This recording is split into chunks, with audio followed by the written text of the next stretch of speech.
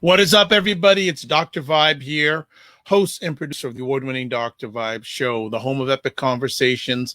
I'm the host of Epic Conversations, 2018 Innovation Award winner given out by the Canadian Ethnic Media Association. Also, once a month, I host online conversations for fathers that are co-sponsored by Dove Men Care and Dad Central Canada's National Fatherhood Organization. So I always like to say you're blessed, highly favored, a magnet for miracles, and a solution for someone's problem. Sunday afternoon, September 20th, here in Toronto. Beautiful day outside, no humidity, a little cool, but fall is coming, but beautiful, beautiful day.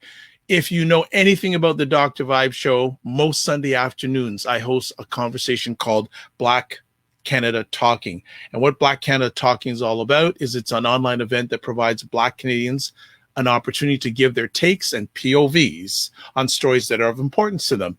And today we have another new friend to Black Canadians and people all around the world. So let me introduce you to him. His name is Roger Caesar. He's a 4-time speech champion, a 3-time international award-winning speaker, and a 3-time semifinalist at the World Championships of Public Speaking. He has spoken at TEDx, MoMondays, Speaker Slam, Fearless Voices, Flip the Script, and Brampton Mastermind. His dynamic and charismatic style has landed him in many places, including Jamaica, California, Boston, and New York City, and some other places that we're going to hear during this conversation. He is a proud owner of Caesar Transport Incorporated, a family Black-owned business who has just recently celebrated their 36-year anniversary. In 2018, he was a recipient of the City of Brampton Volunteer Award for helping startup entrepreneurs. He has dedicated his time to his community and the youth leadership programs. He continues to contribute to Sick Kids Hospital in Toronto, Knight's Table Food Bank in Brampton, and recently working with TD Canada, teaching speaking presentations to youth. Roger's a motivational speaker who helps out others to develop their speaking skills and maximize their greatness. So we'd like to welcome for the first time, but not the last time, Roger Caesar. How are you, sir? I'm doing great. How are you, my friend? I am blessed. We're trying to get together for a long time now. Okay, so pop quiz to you. Where did we first meet? It was at that function with, it was at Sheridan College. Yes. Sheridan College. Yes. Sheridan College had an event, and Ryan O'Neill Knight. That's right. Ryan Knight was hosting it. Yeah. And that was the very first time, and I believe it was Nikki Clark that introduced us. Absolutely. And much shout out to Nikki Clark for bringing us together. Yes. Ryan O'Neill Knight runs a great organization called the Afro-Caribbean Business Network Canada Foundation. And he had an event at Sheridan College, which is in the western part of the greater Toronto area, called the Legacy Symposium. And Nikki said, you two got to meet each other. And we met each other, but now we haven't been in touch since. We're just back and forth and trying to get each other together to do something like this. And finally, the opportunities hit. So, Roger, I'd like to say thank you for taking time out of your positive, productive schedule to share with us today. Oh, thank you very much for having me. I appreciate it. Pleasure is mine. We read some great accolades about yourself, but where is Roger from? What's he all about? What was he all about before he was a business owner and worldwide speaking champion? Where'd you grow up, etc.? Wow, it's a large and a loaded question. Listen, I was born in Grenada, a small little island. They call it the Isle of Spice. And when I came to Canada, was a very shy kid, very, very shy. Really was the type of person that would shy away from public scenes. Didn't think too much about myself, and I dove into track and field, and that was my love. I loved track. I ran that for the longest time until university. And that's where I started to gain my confidence and my ability to feel comfortable within my own self. And from there, it was more about trying to learn who I was outside of the sport. And I really, really loved accounting. And I think that was the main thing that I wanted to be when I grew up. I remember distinctly my father's accountant was a person, when I looked at him, I thought he was just like a god, the way he represented himself and the things that he was doing. And I always said to myself, I wanted to be just like him. So that was where it all started for me. And when I moved on throughout my life, obviously, we all have our moments where we become rebellious and trying to find who we are. And it was a conversation with my mom one day on the porch when I realized that I wanted to get back into working with the family business. And that was a conversation that meant a lot to me because of the fact that before that, even though I knew the business was always there, I often didn't get along with my father at the time. And that was not for any reason other than he was building the business and I was too ignorant to understand that and see that his time was being spent wisely trying to orchestrate this business that we now still have and operate. And once I decided to make that transition and come over to the business, it was very difficult because my father was the type of person that wasn't going to just give you anything just like that. He wasn't going to put you in one of the corporate seats or anything of that nature. He made you work from the bottom up. And I think that was very important for me to have that experience, to learn to sit inside one of our trucks and be with one of the drivers on a day-to-day basis, learning the business from the inside out. And then once I got through that process and learned about the business, it was that time when my father finally decided to pass me the keys, as they say, to the organization, and I took over. And from there, it was magical and yet at the same time difficult. Being very young at the time when I first started, there was a lot of moments where those who knew me as my father's son, it was a difficult transition. And there was a lot of skepticisms along the way. And I remember one incident when I went to one of the customers that we've been working with for quite some time, and they had changed over management. And when I walked into the gentleman's office, I stood there, and I obviously introduced myself as the owner of Caesar Transport and welcomed him to the company and told him that if there's anything that I can do or help with, he has no problems in asking me. And he just stood there with a blank face. And that's the stare that was so cold. And then it felt like, maybe about 5 minutes, but it was only like probably about 5 seconds, 10 seconds. And then he finally said, "Thank you." And that feeling that I had in that moment, my friend, it was one of those where you don't really understand how to communicate with everybody. And that's when I decided to figure out how to start communicating with people on every level and never to feel intimidated at any time, any place, or anywhere for that matter.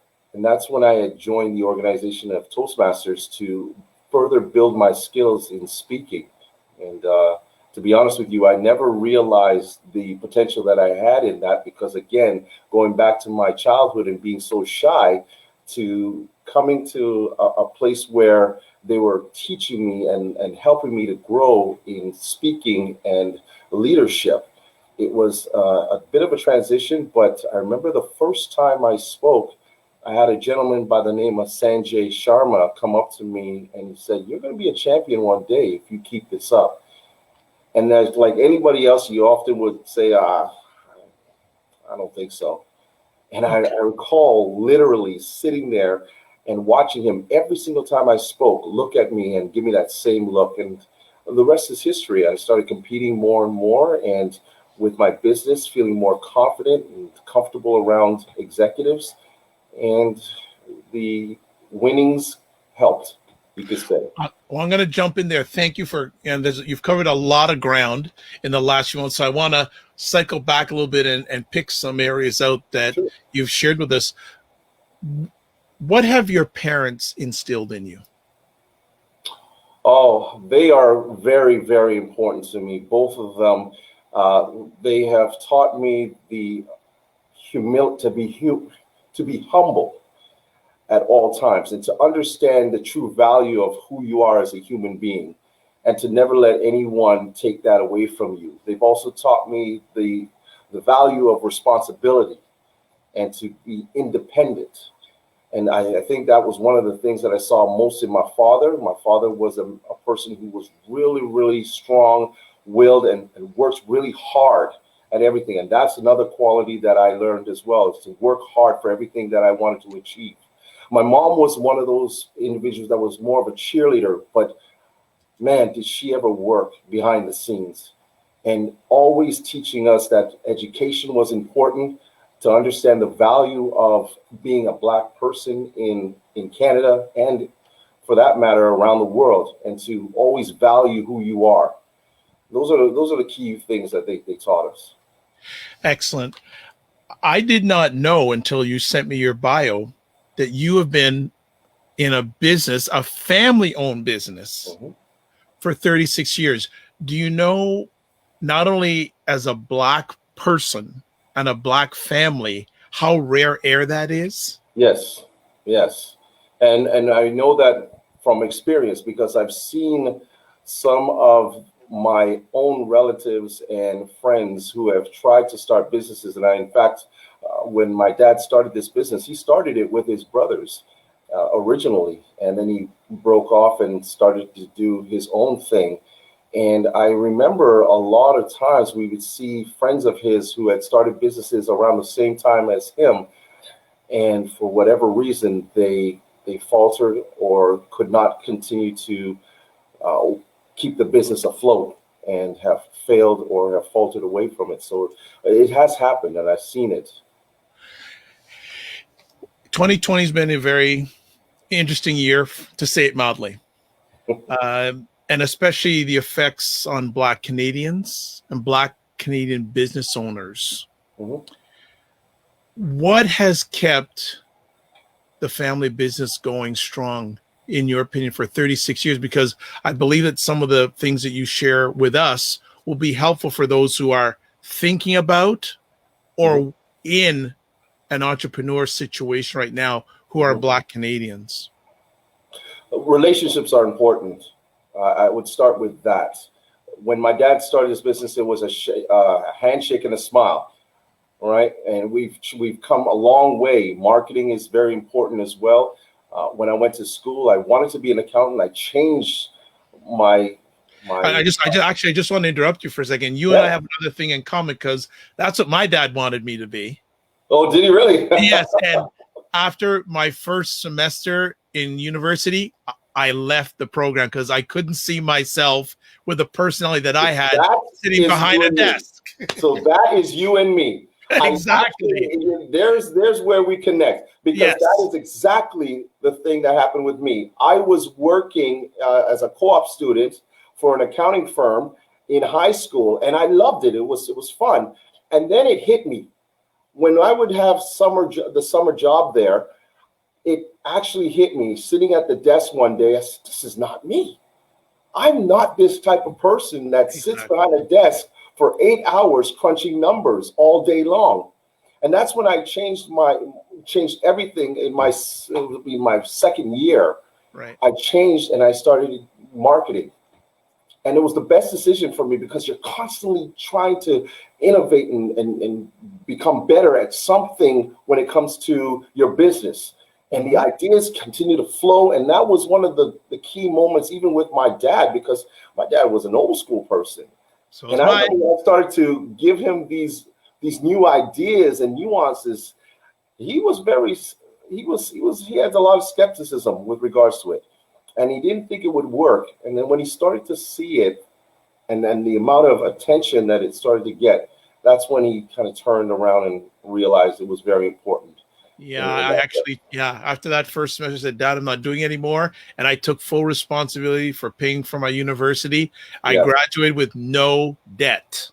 Good for you. Good for you. So it was good. That So doesn't happen to many people. not these days, these days, but it's certainly a different time now than it was then.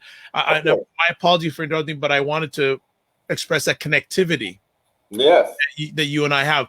Getting back to some of your thoughts on, giving some thoughts and best practices for Black Canadian entrepreneurs, either that are in the heat of the battle, wanting to get in the heat of the battle. So sorry to interrupt you like that. No, that's not a problem. Again, relationships are important.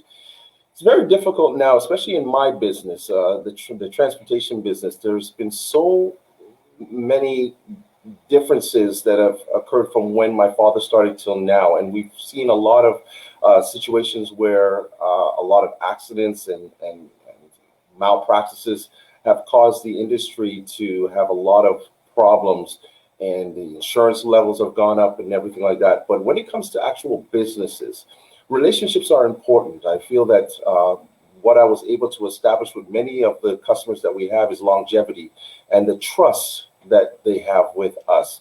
We have had customers that have been with us for almost 30 years, some of them 25 years, 20 years. These customers have relied on us because, number one, I've always made myself available. I'm not the type of owner that hides behind the scenes. I've always made myself available to them so that if there were any issues or problems, they can always rely on me. So I've always had my face out there. I keep very important as well that when situations happen and arise in business, that you always are on top of them. I think that's also a very important part of it as well. We try very hard to minimize any type of turnovers with our business. Most of my employees have been with us for quite some time, so also relationships with your employees. Now, when it comes to startup, it's a very difficult situation nowadays. You have to have the right people around you. Very important that you have the right people that are in your corner, that are there to help you, whether it's financial advisors, whether it's people in the banks, whether it's your family or friends. Most times they say that working with friends and family doesn't always mix, but if you have the right people with you, with the knowledge that is necessary to achieve the goals that you want in terms of your business, that is important. Also, understand to always keep things, make sure that you always have that mindset that you keep something for rainy days. Far too often we feel that as soon as we gain a bit of money in our businesses, that we go out there and we buy all expensive things. And I think that's one of the things that I learned from my father, that he was very humble, and when he knew he could afford something, he went out and got it, but not before he made sure that we were settled and we were okay as a business and as a family. And then that's what I also try to do as well, is to be very conscientious of that situation. Because a lot of businesses, they end up failing within the first 2 years or 3 years of their existence. And the reason why is because of poor management and poor financial skills, and knowing how to operate in the right format in the business that you're doing. So have the right people around you. Nice. How many Black people in Canada are in this industry? Wow. There is, to give a number at this point in time, I wouldn't know exactly, but I know that the minorities have taken over, and I'll say it that way. There's a huge influx of minority owners coming into the transport and trucking business today. This business it was about 66 points, I believe the last time was 66.8% were white, predominantly white owners of the businesses. Today, you are seeing an influx of more minority owners coming in and being a part of the transportation and trucking business. Because people don't realize that trucking is never going to go away. No, it's not. Like, and I'll say this, when we were talking off air about, the pandemic and COVID, this was one of the blessings is being in this business because we were an essential. yes. And my employees, though they were nervous when it first started, they were very happy to know that they had lots of work to do because we were on the roads every day, late at times, because there were so many customers of ours that needed products out there. So this business will not die. It will always be there. The problem is that we are getting an influx as well of inexperienced individuals who are coming in and trying to get their trucking companies out and running, and they're slashing costs a lot of times, which is not helping a lot of us in this business. And what I mean by that is simply they cut the cost of their deliveries, and then they end up having problems with their overheads or their mechanical issues that happen with their trucks, and they can't afford it. So they're taking away business from us initially, and then after finding out that they're ruining the rest of us by the situations happening to their own companies and businesses. Wow. Well, let's transition into the world of public speaking.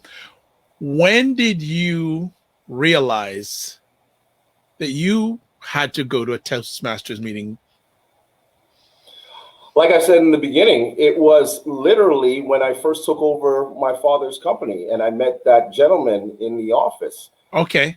That alone made me realize that I had an issue, I had a problem. I was not able to articulate myself properly in front of everyone. And this person was an introvert, to say the least. So it was a lot harder for me. I had been used to having people start a conversation and then you kind of just flow with that conversation, similar to what we're doing right now. But when you deal with individuals who are not much of a talker, it was hard for me to bring that conversation out of them. And so that's why I looked up Toastmasters and joined. And that's where it all started for me. Do you remember doing your first speech? Yes. Yes, I do. Yes, I do. I do. Would you like to share? It's kind of like riding a bike. The first time you ride your bike and you get it, Yes. you never forget. But that first moment, it was amazing. It was amazing. It was, again, in Toastmasters, your first speech is called an icebreaker, and it's basically to talk about yourself. And how many times when you're in an interview and the person says to you, well, tell us a little bit about yourself. It's the hardest question.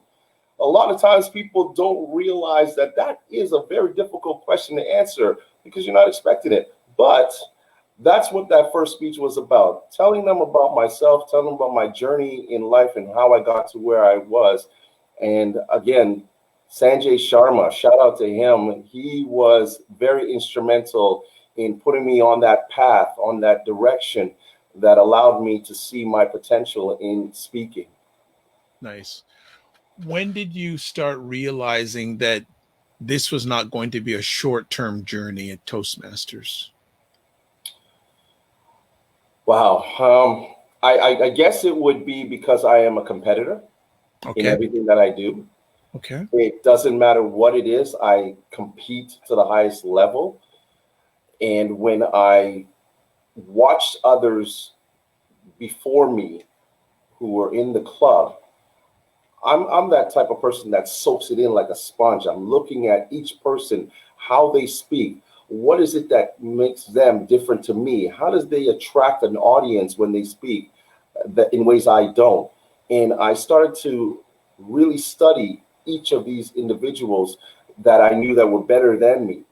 And when I started competing, I competed in my second year, I believe, in Toastmasters. Yes, it was in my second year. So I started in 2011, and by 2012, I was starting to compete.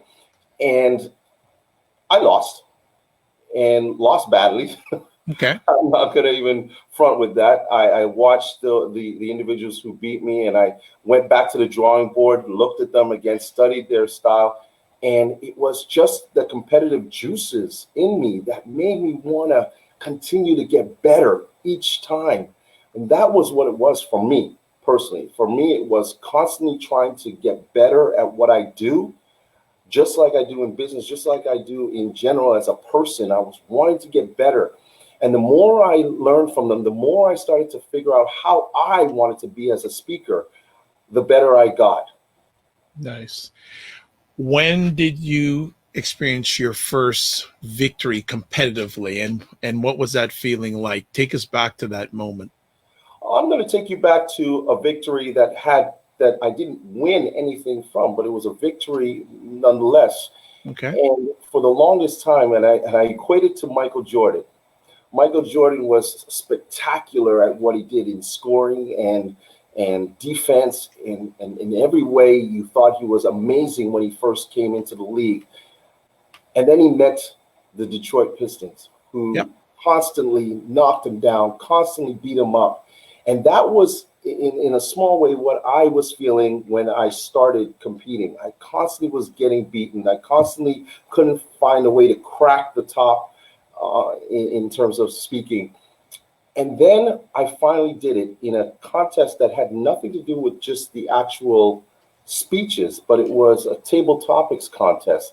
And table topics is basically learning to speak off the cuff. So moments like this would be helpful when you learn how to do table topics in conversations like this, learning to be able to speak off the cuff. And that was great for me.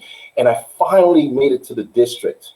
And that was a victory for me. You've got to go through 4 levels before you get to the district level. And once I got there, that there to me was reaching that mountaintop that I had been trying, and it eluded me for the longest time to get to that point. And once I got there, I was very happy. Now, I ended up getting second, but for me, it was a victory. It was a victory because it showed that I can run with many of the fellow members that I had watched and looked up to for many years before that. So that was what it was for me. That was my moment, that victory, that first one. And in terms of an actual victory, that came in 2014. I competed in the humorous speech contest. I was really, really nervous because naturally I'm a funny guy. If you see me, if you know me, if you're around me, you know that I'm a funny guy. But it's completely different when you try to translate that into a speech and making people laugh constantly throughout an entire speech. And I'll tell you something, my friend. I went there with a speech talking about, of all things, if pets could talk, what would you say? And I remember sitting in the parking lot before the contest, and I looked at my speech and I was going through it in my head, and then I thought, there is no way you're going to win with a speech like this. You might get past the first round, but you're not winning at all with a speech like this. And then I remembered I went skydiving. Okay. All right. I had a skydiving experience, and I remember, you know what? That would be a cool speech to talk about. What happened on that? And I literally went in there and did the speech verbatim. Didn't practice, didn't do nothing, but just talked about the event, and people were dying laughing. And I remember I asked them to record it for me so I could go back and then polish it up and do it the proper way. And that took me all the way from the club level to the district level, and I won with that speech. And it was funny. It was hilarious. Nice. And that was my moment when I realized I made it. Yeah, and you've done some incredible things, like part of your bio, international award-winning speaker, 3-time semifinalist, 3 times at the World Championships of Public Speaking. Are you still, you said you're competitive, so I want to make sure I'm on the right path here. Are you still going for the gold? I do. I still want to. In Toastmasters, there's different levels that you have to go through. And I just recently achieved my DTM, which is a Distinguished Toastmasters, which is the highest level you can achieve in Toastmasters. And with that comes some parts of in there where you have to give up the competitive part and go into the leadership roles. And that was what I was doing for the last 2 years, was being a part of the district leadership part of Toastmasters. So I was hungry to get back, to say the least, with regards to my competitiveness. I had won the 2015, the 2016, and then I won in 2018 for the international speech contest. And those were the years that I went to the World Championships of Public Speaking as well. And I think that that alone gave me the opportunity to not only learn from the very best there, but it also gave me a sense that I can run with them. And I've always said that when I feel that I can play with the very best, that to me just gives me that drive that to go further and to try and achieve the ultimate goal, which is to become the world champion itself. And that's something that I want to do. And again, I've always heard, and there was a gentleman by the name of Darren LaCroix who said, if you're going there just to chase the trophy, go to a store and buy it. Go to a store and buy it, right? But if you're actually going there to motivate, inspire, and to move people, then compete. And that's the reason why I love competing. Nice. Very, very, very nice. That's great to hear. How you, and I say this, Paul, you're a veteran of the Toastmasters organization now. Over the years, have you seen more people getting involved? And what reason, if so, what reasons are people coming into the Toastmasters organization now? Are they any different than when you came into it for the first time? We all know, and this is a proven fact, that public speaking is the first fear of everyone. Death comes second. And you've heard this before. Public speaking is the greatest fear that most people have. And a lot of people come into Toastmasters with that fear of public speaking, so in large crowds. For me, it was different. I wasn't afraid of large crowds, especially with the fact that I ran track and field for all those years. I was used to seeing large crowds and performing in front of them. My thing was in moments when I was in a boardroom, small groups of people, and that used to make me nervous. And a moment like this right now, about 9 years ago, would have scared me to do. I would be sweating profusely and very nervous to have this conversation with you.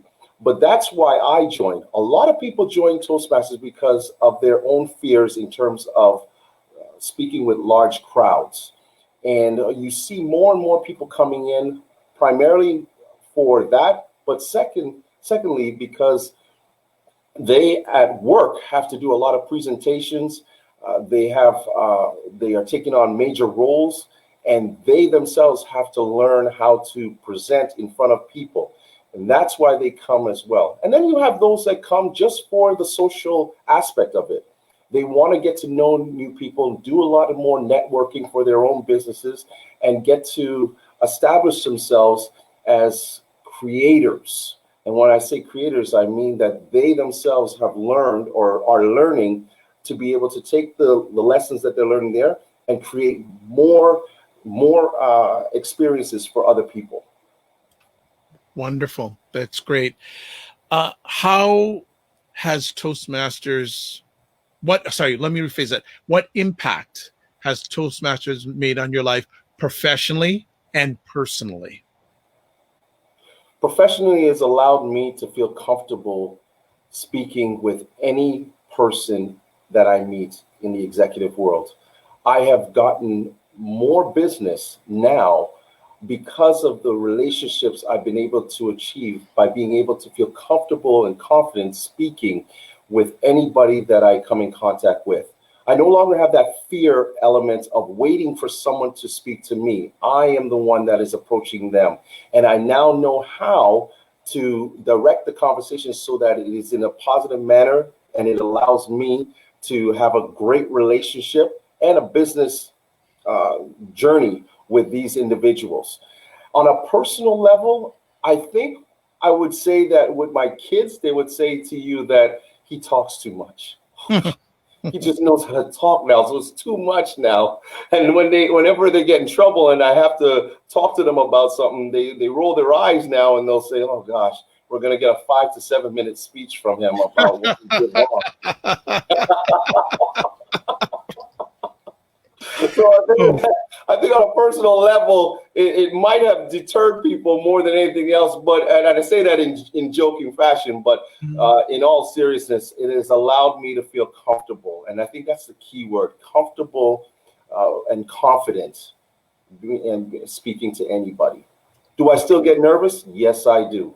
I do. No. Oh yes, of course. We're human, but I've learned how to control it better. That's all it is.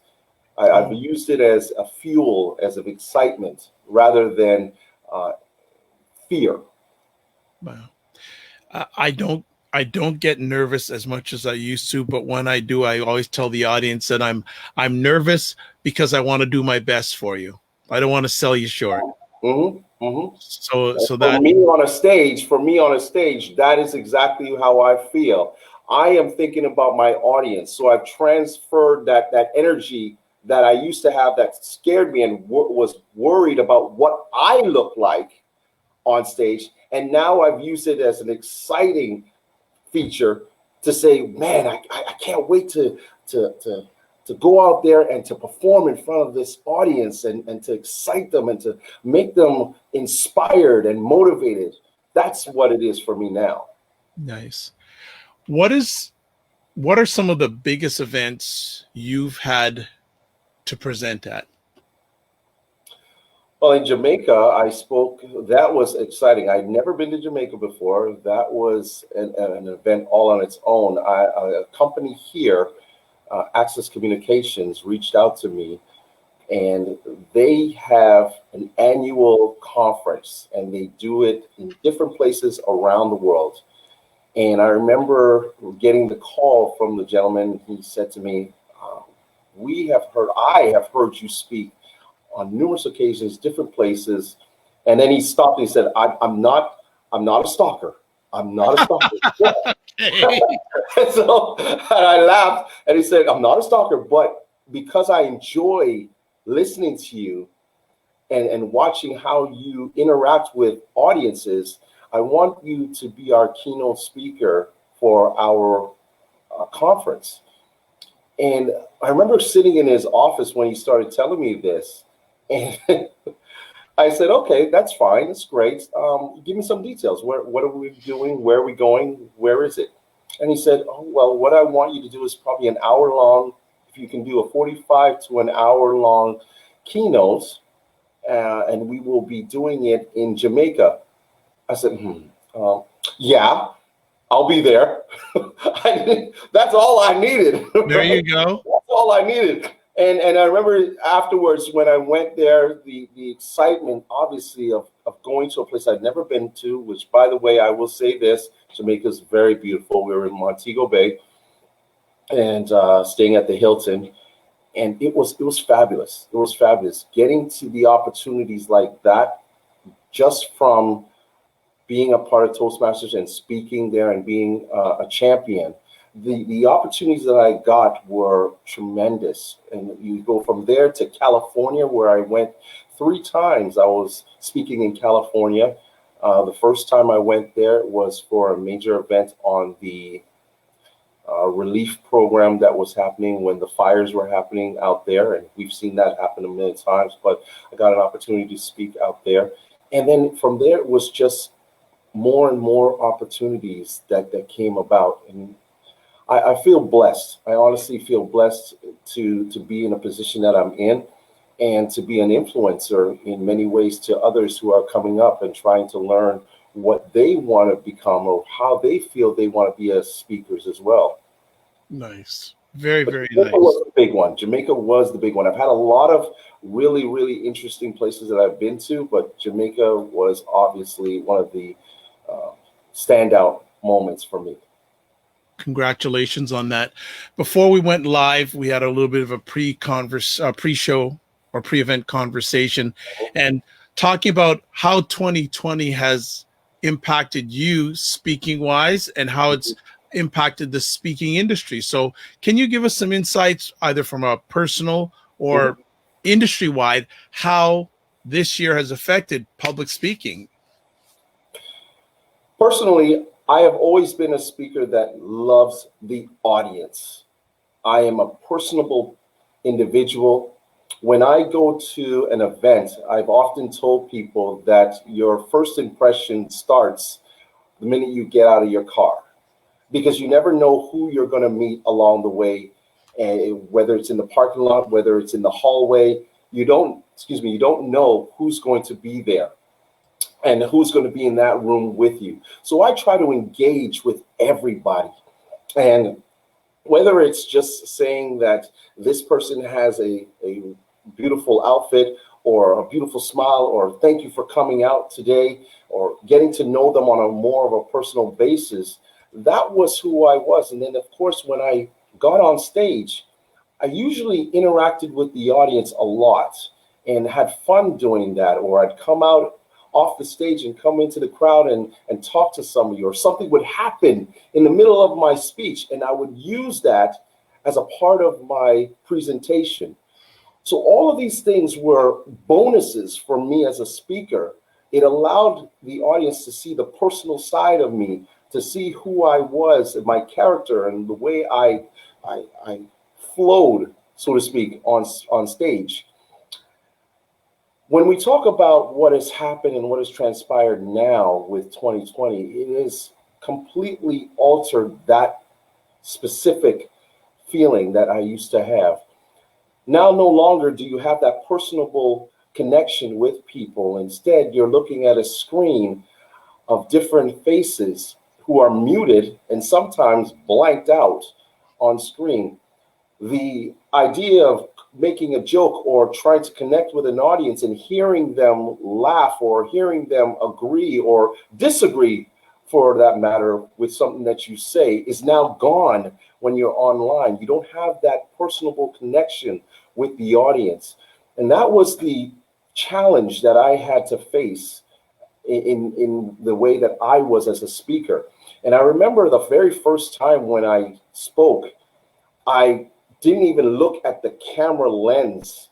And as you can see now, I've gotten used to looking at the camera itself, but I was concentrating on the people on the screen. So I'd be looking down at everybody while I spoke, and I lost myself, because then it didn't look like I was being, as if I was speaking to them, right, like I am now. And that was one of the transitions that I had to get used to.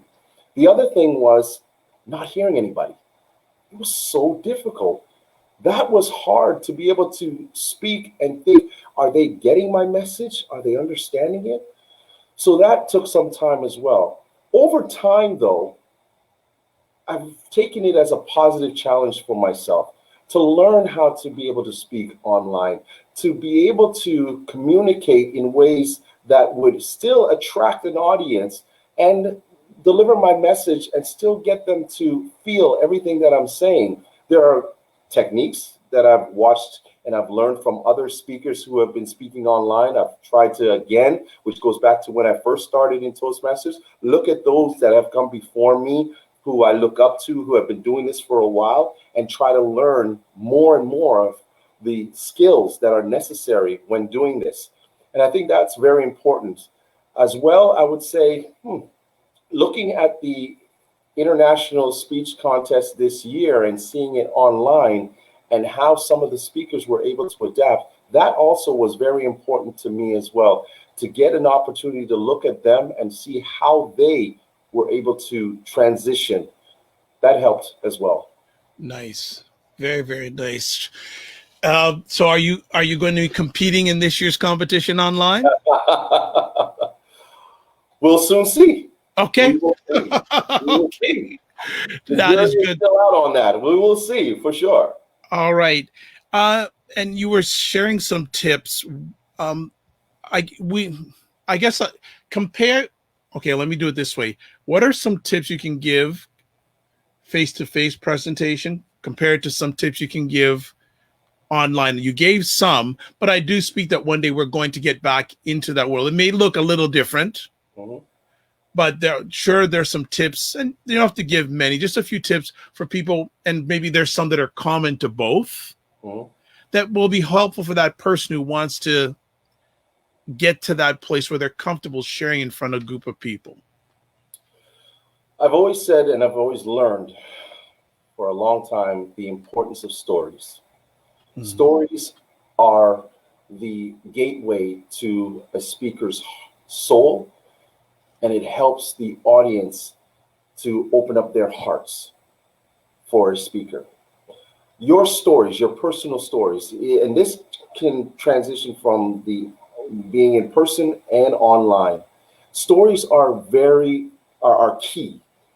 We often, and I've had this conversation before with a lot of people, we often are afraid to open ourselves up as speakers because our personal stories, if they're sad, if they're embarrassing, we don't want anybody to hear those. So we lock them up in the back of our head, we turn the key and we throw it away, and we hope that they never see the light of day, and those people out there never hear about it. Or better yet, and this is the key, you don't want to remember it yourself. So you try to lock it away.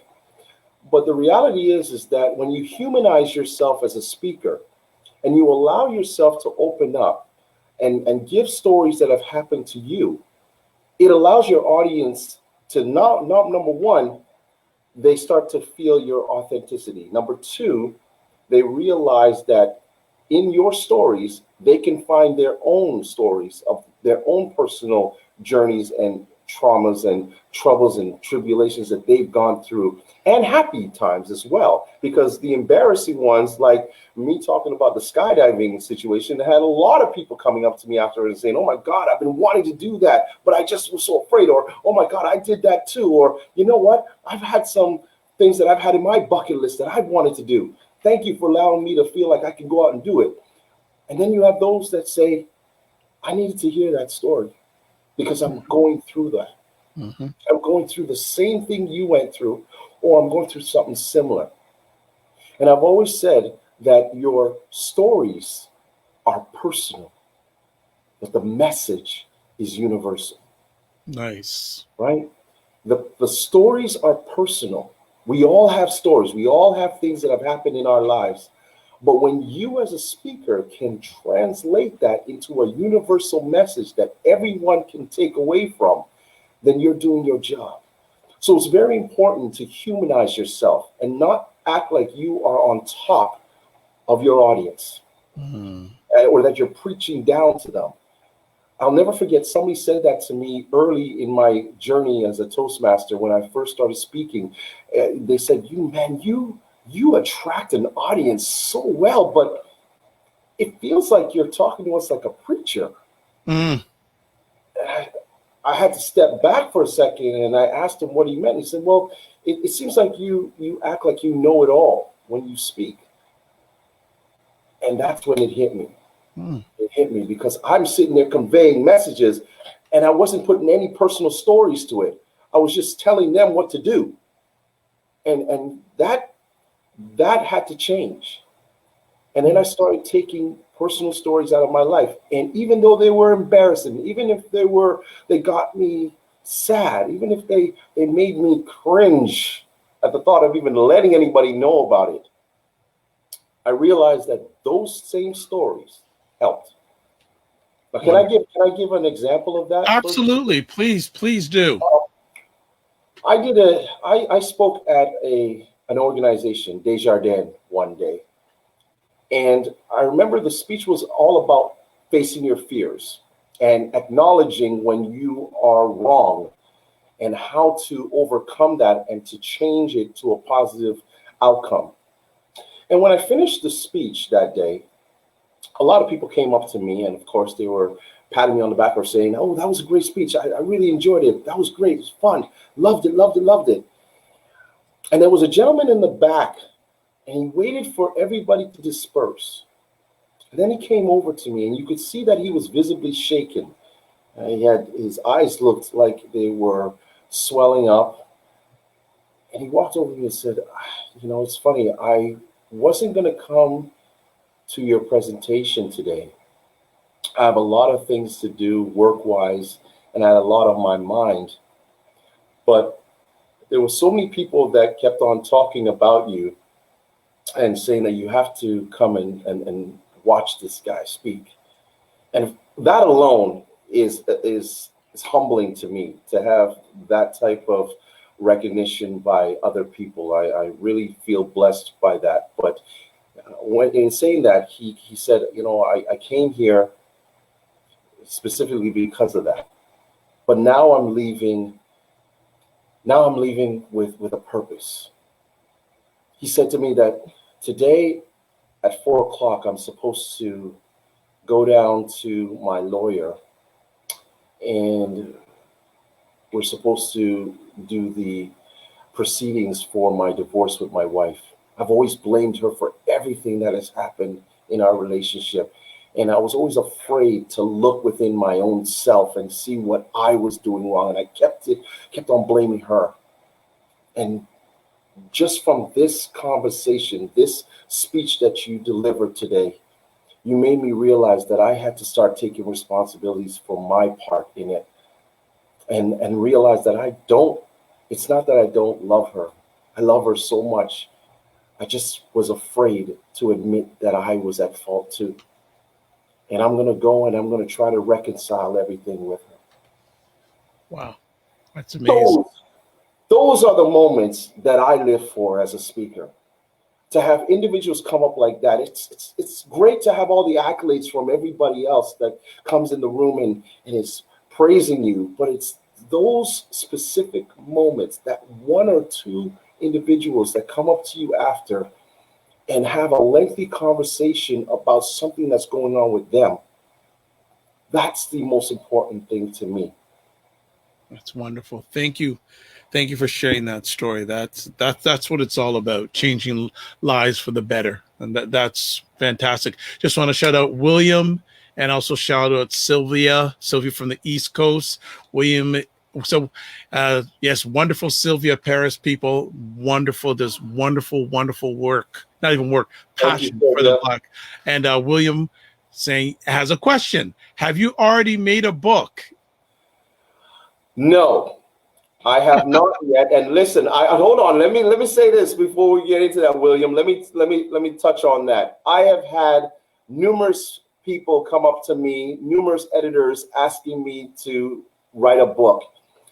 My view is this: I don't want to write a book just for the sake of writing a book. I want to write a book that is going to inspire and move people and move mountains. That's what I want to do. So a lot of people go out there and they just want to write a book so that they can have something that they could sell or they can have as a trophy piece. I don't want that. I want, when I'm ready to write that book, that it's going to be one of those books that you're going to keep right on the front of your house, or in the front where everybody can read it or everybody can see it. That's what I want. I think it's very important that I really concentrate on what I'm doing right now, which is my self-development as a speaker, my self-development as a leader, my self-development as an owner.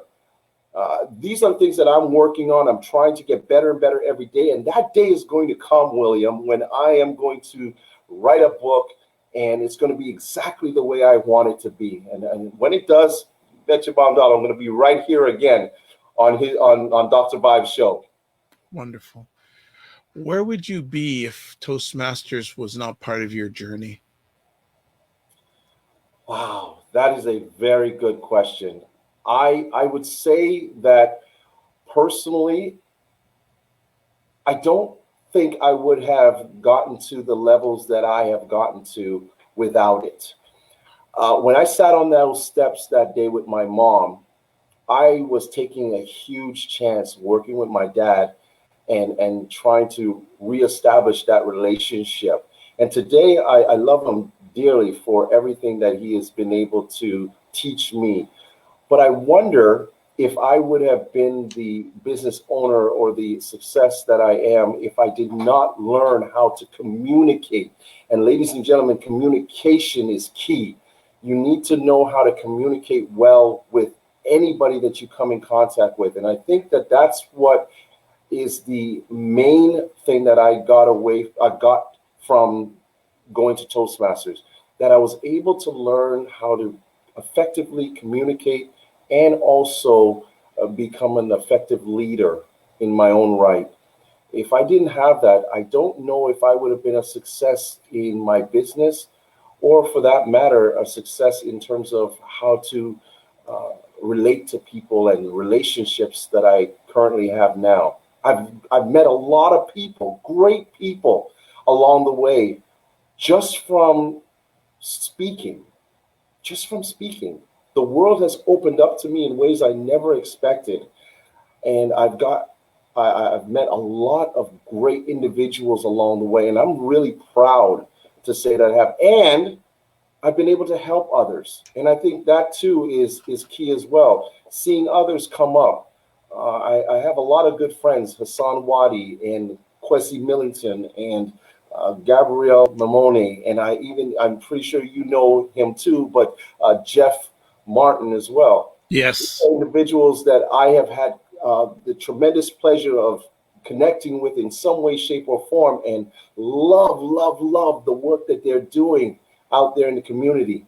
And it wouldn't have happened if I didn't go down that path. So we are all directed in certain paths. It's up to you to decide whether or not you want to jump on it or you want to stand there and watch it pass you by.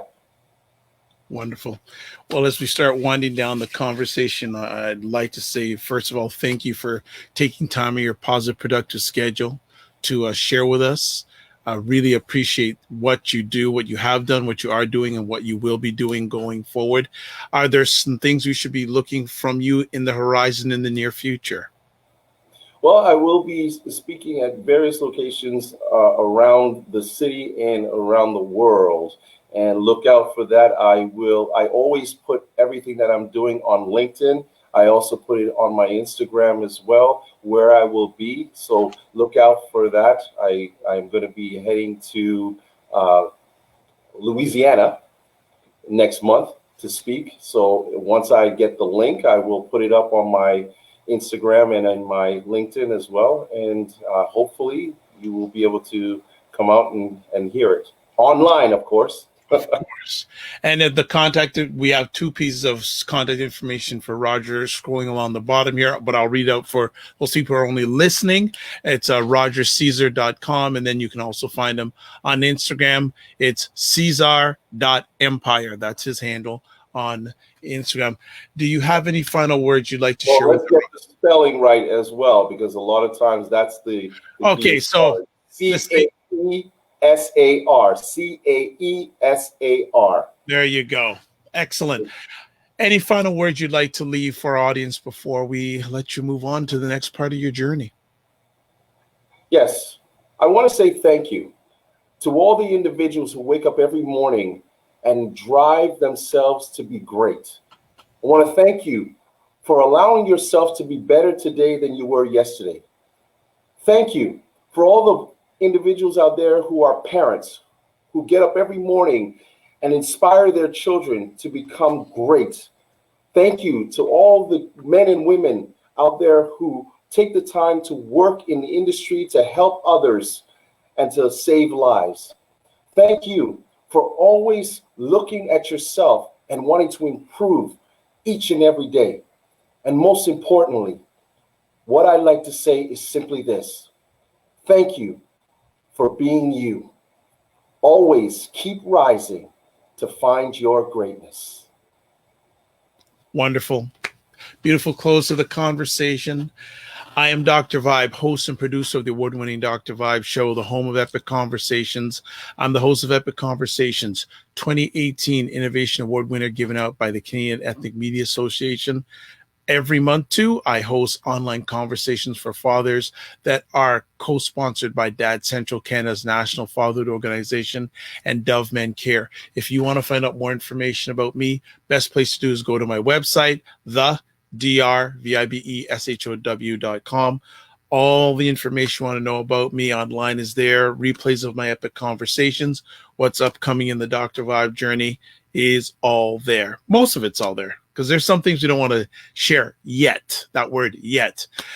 As always, Thank you very much, Sylvia. Thank you. And she's saying, thanks, Dr. for being the best to us. Well, you're some of the best, and we have to get you here. And it was on my mind when you showed up today online. I'm going to be reaching out to have you here because you're part of the best that the world needs to know about, and you offer your best at all times. I always close out with this. Live your life as a dream. If you can dream it, you can make it. Sometimes you have to get smaller to get stronger. Block assumptions and aim bigger, aim better, aim higher, aim wider. Again, thank you, Sylvia. Thank you, William. Thanks for everyone who watch or listen to this live, or who will watch or listen to it on the replay.